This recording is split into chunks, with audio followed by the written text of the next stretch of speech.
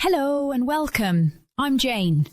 This is the first in a new series exploring something that sounds almost too simple to be true. How tiny changes to sport could unlock huge inclusion. I'm Tom, and we're starting with football, the biggest sport on earth. The one we treat as finished, as if it can't evolve. If you care about women's equality, children's sport, or simply the future of the game, stay with us. Modern football begins in the mid-1800s. The game already existed, but it was violent. Association football came in and civilised it. Designed to make it accessible for men of different abilities. Women, meanwhile, were excluded. In the UK, they were banned for decades. And even now, despite the headlines, women's football remains marginal compared with the men's game. Smaller crowds, smaller money, smaller cultural space.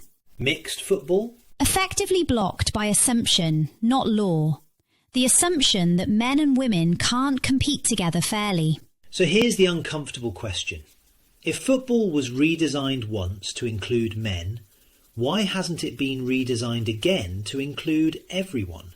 Especially when only around 2% of people actually play the game. The rest watch, or want to play, but don't feel it's for them. Which brings us to the idea. One change to the pitch.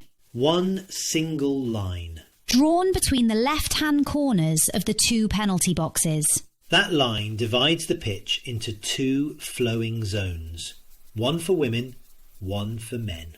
Players stay in their zones. The ball moves freely between them. Women play women, men play men. But the team plays together, passing, building attacks, covering space, making choices. It's cooperative, strategic and balanced. Only the ball and the referee cross zones. Once you see it, you can't unsee it. Why that line?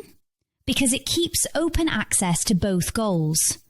The game still feels like football, not a gimmick. And most players are right-footed, so moving the ball between zones slightly favours attack. More chances, more goals, more spectacle. Frankly, it could be the most watchable new version of football in a century. The rules are simple. Mixed teams. 5 women, 5 men. 2 goalkeepers, 1 male and 1 female, switching at half-time, each defending against their own sex. A coin toss sets the start, and the other side chooses which sex starts in which zone. So the team, gets a built-in advantage. Players don't deliberately interfere in the other zone.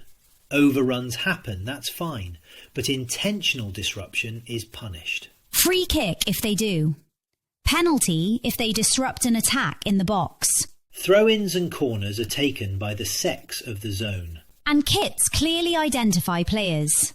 Yes, even that matters, because it helps viewers follow the pattern of play.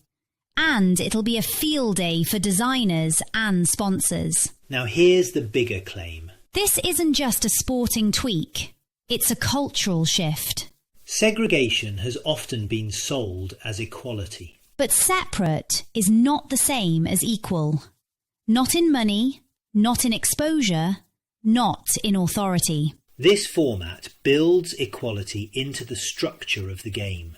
Women aren't an add-on, they're central to winning. It normalises cooperation between genders under pressure. And that changes attitudes faster than slogans ever could. Picture a local club, one Saturday squad mixed by design. Your best passer might be your sister. Your best organiser might be your mate's mum. And suddenly the old stereotypes look a bit daft. Participation widens too.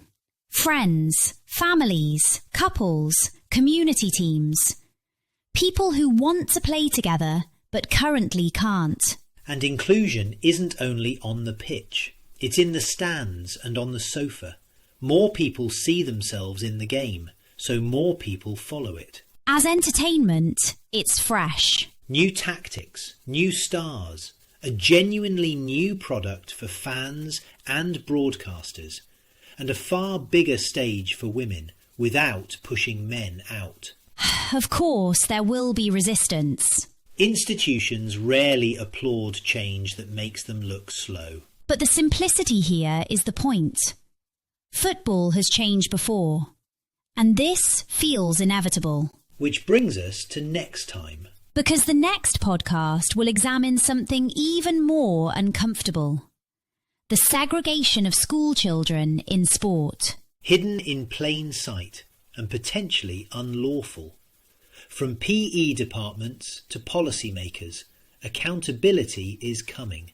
So share this, especially with parents and young people. Right then, that's episode 1. Thanks for listening. And with the World Cup and the Olympics coming up, the timing couldn't be better. A real opportunity for a shift in sport. Not just in football, and not just for women. Exactly. Something that could ripple right across how sport is played and watched. We'll see you next time.